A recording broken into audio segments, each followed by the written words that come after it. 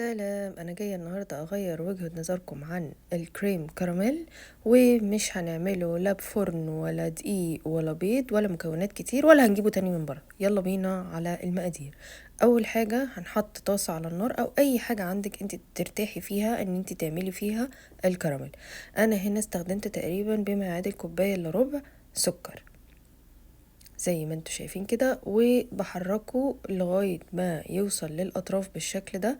وبعد كده بجيب منديل بنزل السكر اللي موجود في الأطراف علشان ما يتحرقش، ومش بحركه خالص غير لما يبتدي ان هو ياخد اللون ده. وبعد كده بقلبه زي ما انتوا شايفين كده، وبعد كده بيتكرمل بسرعة جدا. وخلي بالكم يا جماعة ما تبعدوش عنه ولا تشيلوا ايديكم منه علشان ممكن يتحرق. هنا كان الكراميل جاهز زي ما انتوا شايفين كده، حلو جدا جدا وخد لون حلو قوي.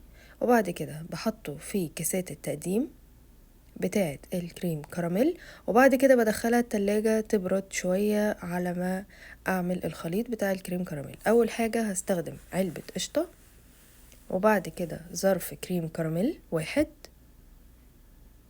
وبعد كده هحط كوبايتين حليب بارد طبعا زي ما انتوا شايفين كده.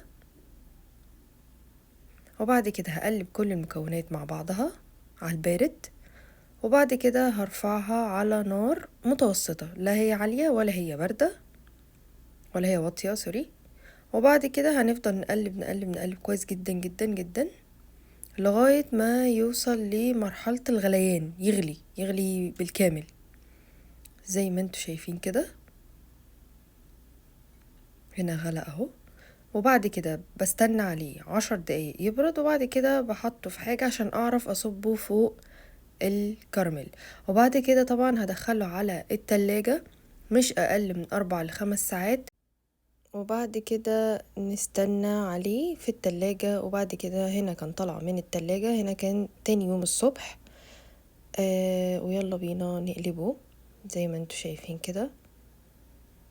بجد حلو قوي قوي قوي، ومفهوش اي تكتلات خالص، وناعم خالص، ومن غير بقى لا دقيق ولا بيض ولا فرن ولا اي حاجة. بجد يا جماعة طعمه حلو قوي قوي قوي قوي. جربوه ودولي. ما تنسوش الفولو واللايك والسبسكرايب، واستنوني في وصفة جديدة. باي باي.